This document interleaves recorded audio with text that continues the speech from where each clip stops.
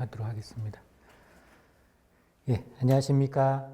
오늘 강의를 맡은 대한통합방재한약회 회장을 맡고 있는 장성환입니다.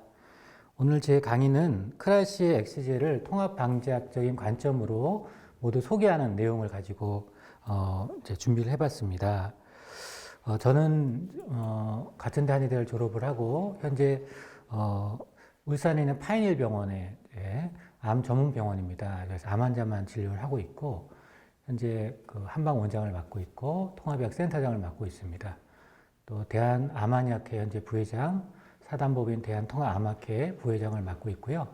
주로 이제 한의사분들이나 의사분들에게 한약을 이용한 암 치료법에 대해서, 관리법에 대해서 많이 나누려고 노력하고 있습니다. 요거는 이제 제가 지난 2017년에 부산 시한의사협회에서 초청을 하셔서 그때 이제 교육 삼아서 한의사협회에서 초청을 하셔서 암치료를 지원하는 한약과 운영이라는 적용으로 크라시아 제약하고 처음 인연을 맺었다는 내용이었고요. 또 2017년에 한 2차례 정도 저희 대한통합방재한의학회에서 주되게 한약을 보는 관점들을 전체적인 기초처방을 이용을 해서 한약 처방에 대한 운영에 대한 방법을 강의를 했던 장면입니다. 오늘 강의는 대한통합방재한의학회에서 제안하는 처방 가이드를 주되게 설명할 건데요.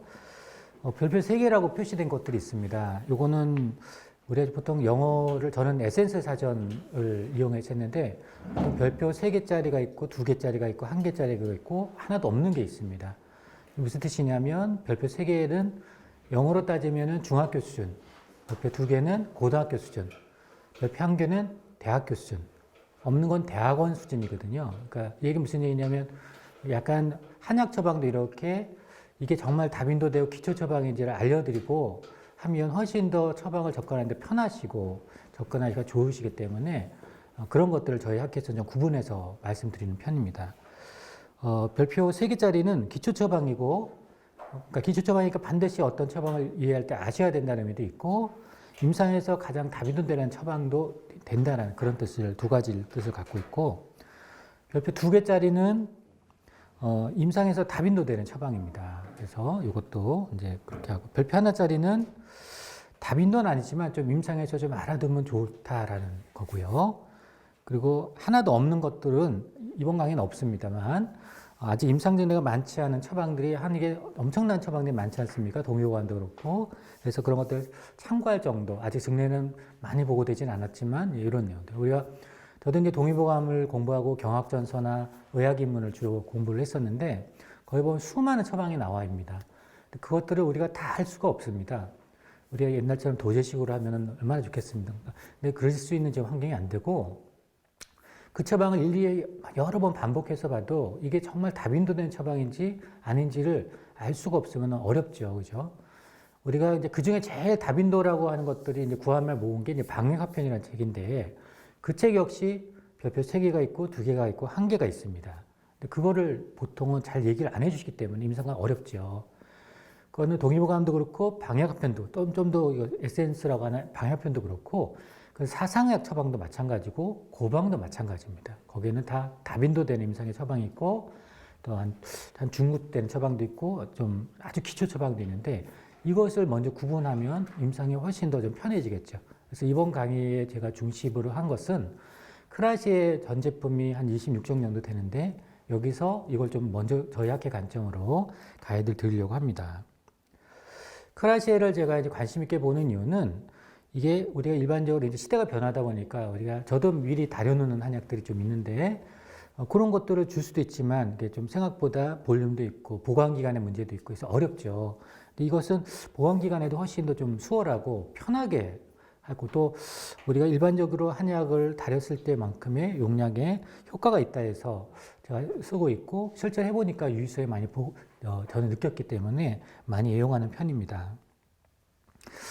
복용법 같은 경우도 사실은 저는 사실 이 강의를 준비하기 전까지 환자들한테 이것을 커피처럼 따뜻한 물에 타서 먹으라고 이렇게 얘기를 그동안 했었는데 그렇게 하다 보니까 환자들이 약간 쓰다고 얘기하는 경우가 많은데 강의를 저도 준비해 보니까 복용법이 이렇게 하는 게 가장 간단하다고 하더라고요. 뭐 약간 물을 머금고 그 다음에 약을 털어넣고 그 다음에 삼킨다.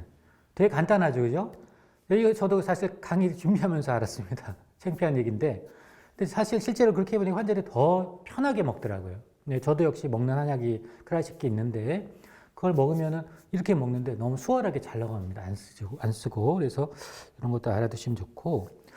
크라시에서 임상 가이드북이 있더라고요. 저희 강의 준비하면서 크라시의 도움을 받아서 많은 자료를 제가 접하게 됐는데 이 자료가 사실 한의사들한테 잘 공급이 안 돼 있더라고요. 그러니까 이게 내부 직원용 가이드였어요. 그래서 제가 이것을 이번 강의에는 모두 다 오픈해 놨습니다. 모두 다 정리해 놨고.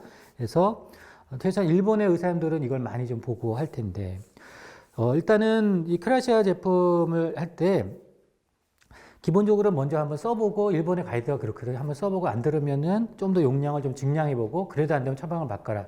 일본의 대부분 의사님들 이런 식으로 하는데 여기도 그런 가이드를 하고 있고 또 보통 이걸 활용할 때는 예를 들어서 요즘은 저 같은 경우 원예탕전을 하는데 원예탕전을 하면 오는데 처방 내고 오는데 한 이틀 걸리거든요. 근데 그때까지 미리 다려놓은 약을 줄 수도 있지만 미리 상비약을 좀 준비해 놓으면 좋잖아요.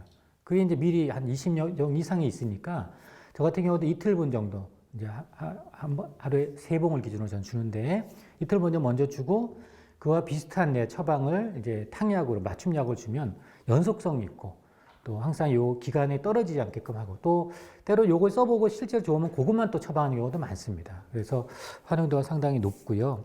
그래서 관리용으로도 좋고 탕약을 쓸 때 또 하루에 1일 2팩씩 주기도 하고 저 같은 경우는 3팩도 주고 또는 미리 탕약하고 같이 줘서 이걸 좀 융합해서 쓰기도 하죠. 그래서 그렇게 하고 있고 실제로 도움이 됩니다.